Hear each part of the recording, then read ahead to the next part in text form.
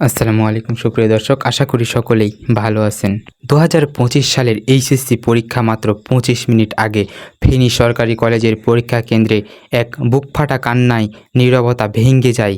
জানা গেল এক তরুণী তার প্রবেশপত্র বাসায় ফেলে এসেছে। তার স্বপ্ন যেন হাতের নাগাল থেকে ফসকে যাচ্ছিল।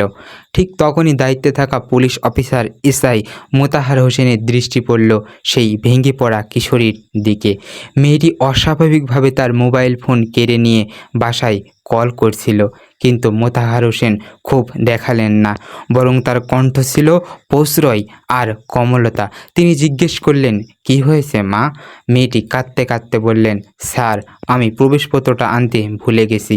আমি তো শেষ হয়ে গেলাম, সময় দ্রুত ফুরিয়ে আসছিল।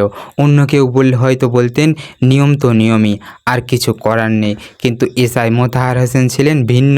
তিনি ছিলেন একজন মানুষ, নিয়মের ঊর্ধ্বে মানবিকতার প্রতীক। তিনি মেয়েটিকে আশ্বস্ত করলেন, চিন্তা করিস না, ফোন দে বাসায়।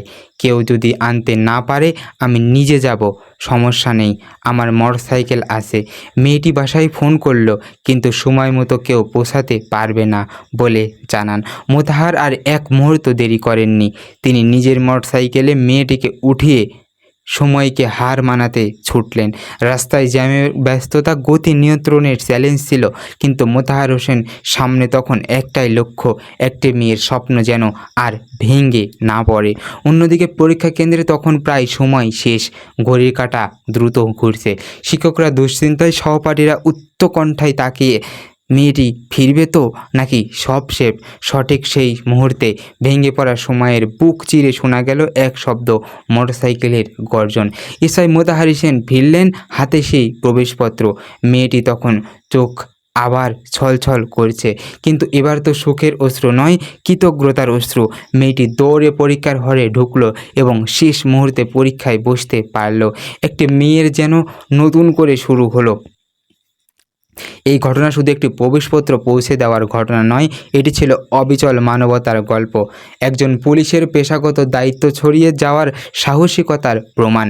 এসআই মোতাহার প্রমাণ করলেন, সঠিক সময়ে একটি ছোট্ট সাহায্য একজন মানুষের জীবনকে সম্পূর্ণ বদলে দিতে পারে। আজ ফেনীর মানুষ তাকে নায়ক বলে রাখছে। শিক্ষক, শিক্ষার্থী, অভিভাবক সবাই তাকে ভালোবাসায় সিক্ত করেছেন। এই গল্প আমাদের শেখায়, নিয়মের খাঁচা চাপিয়ে কখনো কখনো মানবতা হয়ে ওঠা বড় আইন।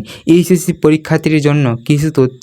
এবারে এইচএসসি ও সমমানের পরীক্ষার্থীর মোট 12,51,111 জন শিক্ষার্থী অংশ নিচ্ছেন।